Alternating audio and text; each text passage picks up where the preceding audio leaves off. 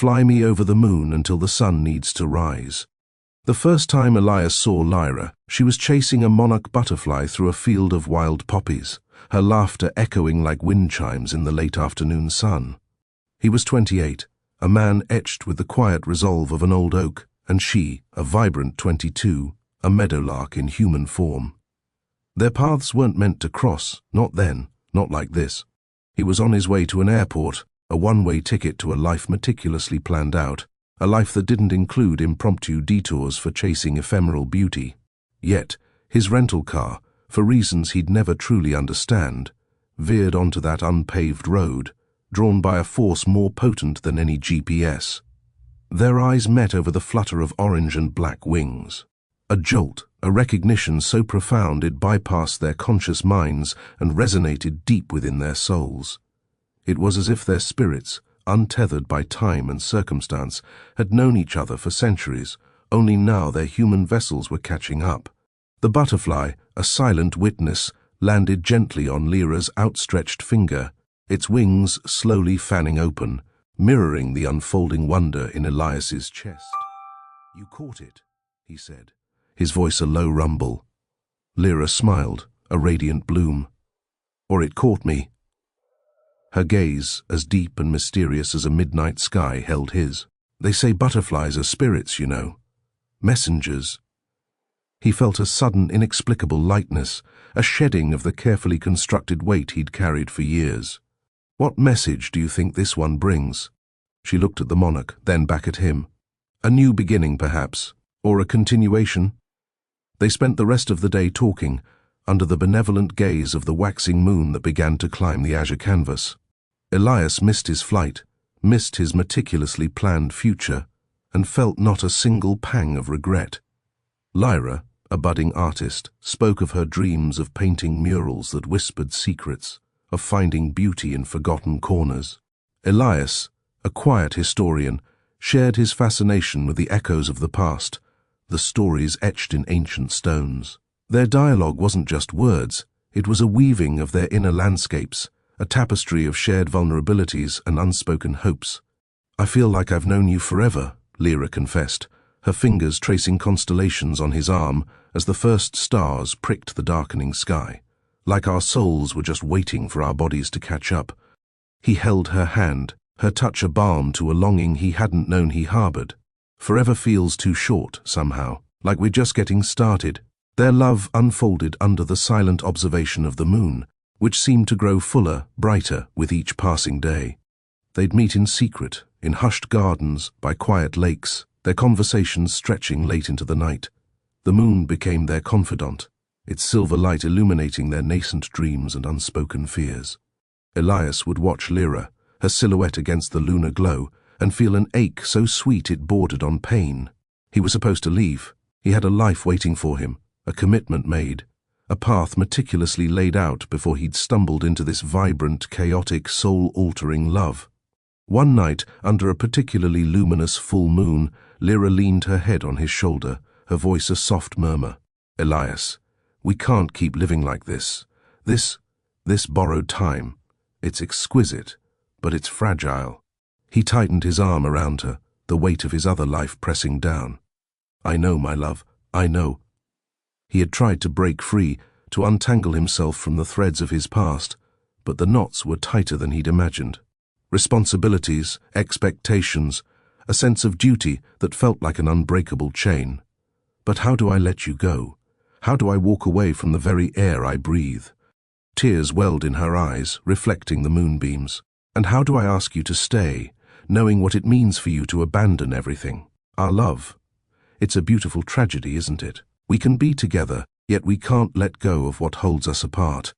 A lone lunar moth, drawn by the moon's pull, fluttered past them, its ethereal green wings a symbol of transformation, yet also of ephemerality.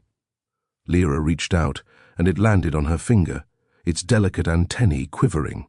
They say lunar moths are symbols of intuition and new beginnings, but their lives are so short, just a few days to find a mate, reproduce, then fade. "Like us," Elias whispered, his voice thick with unshed tears. "Burning so brightly, so briefly, Desperation began to set in, a cold hand squeezing their hearts. Elias's departure date loomed, a monstrous shadow over their stolen moments. They tried everything, long, agonizing conversations that led nowhere, desperate pleas to fate, even fleeting, desperate thoughts of simply disappearing together. Each attempt to find a solution only highlighted the insurmountable chasm between their desires and their realities.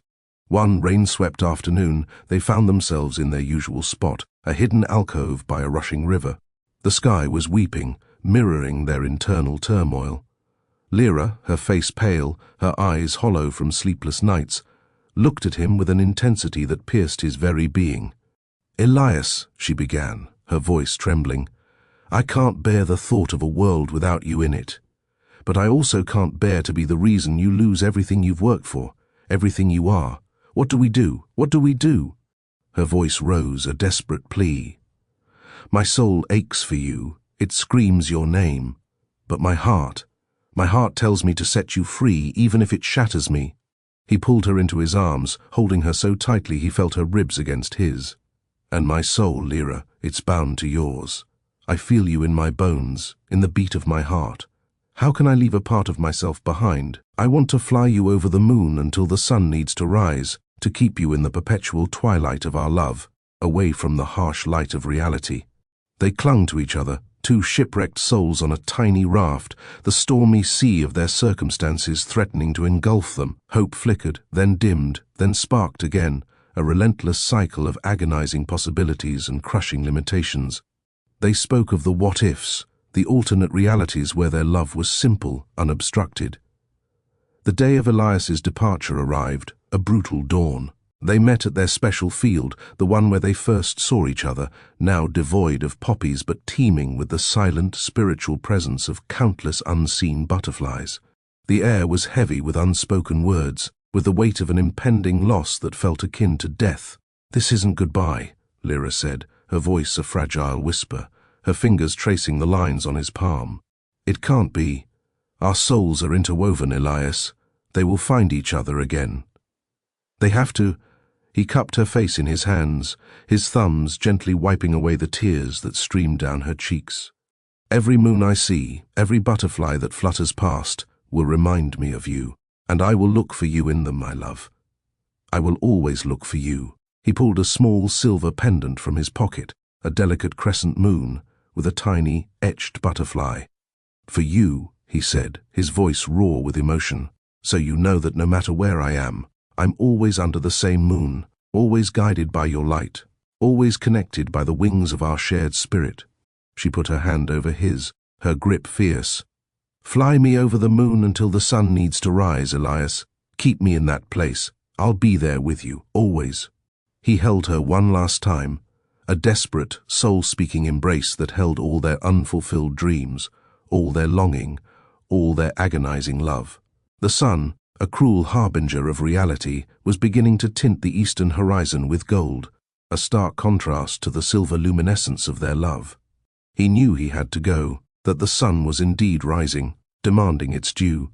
As he walked away, a single vibrant monarch, seemingly out of season, fluttered past him, then circled back, landing briefly on his shoulder before taking flight towards Lyra, who stood rooted to the spot, a lone figure against the encroaching light. It was a message, he knew, a whisper of hope, a reminder of their unbreakable spiritual bond. Years passed. Elias built the life he was expected to, a life of success and quiet solitude.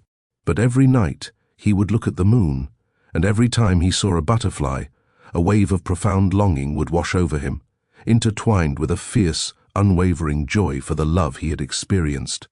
He kept a framed photo of Lyra in a hidden drawer, her smile radiating the very essence of life, a constant reminder of the soul-deep connection that transcended time and distance.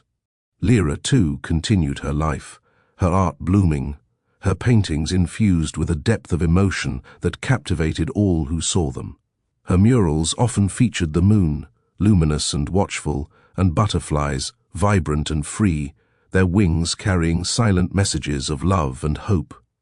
She never forgot the feeling of his touch, the sound of his voice, the way his soul had recognized hers. She knew with an unwavering certainty that their story wasn't over, that the universe, in its infinite wisdom, had merely paused their physical journey together. One clear, star-dusted night, years later, Elias found himself back in that field. The air was cool, scented with night-blooming jasmine. He looked up at the moon, a full, benevolent orb, and saw, in its shimmering light, the faint outline of a monarch butterfly. At the same moment, across continents, Lyra stood by her studio window, gazing at the same moon, a brush in her hand, a half-finished mural depicting a man and a woman reaching for each other under a luminous crescent. Suddenly, a knock on her studio door. A quiet, unexpected sound. She opened it, and there he stood, older, lines etched around his eyes, but with the same quiet strength, the same soulful gaze that had captivated her years ago. In his hand he held a small, familiar silver pendant. "I had to come back," Elias said, his voice raspy with emotion. "The sun has risen countless times, Lyra, but my moon still belongs to you." Tears streamed down her face, tears of joy, of overwhelming relief, of a longing finally satiated.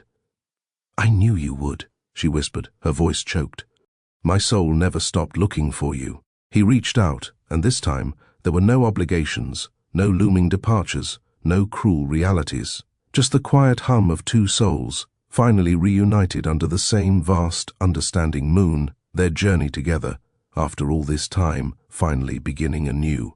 The butterflies, in their spiritual essence, rejoiced, their silent wings beating in unison with two hearts that had never truly let go.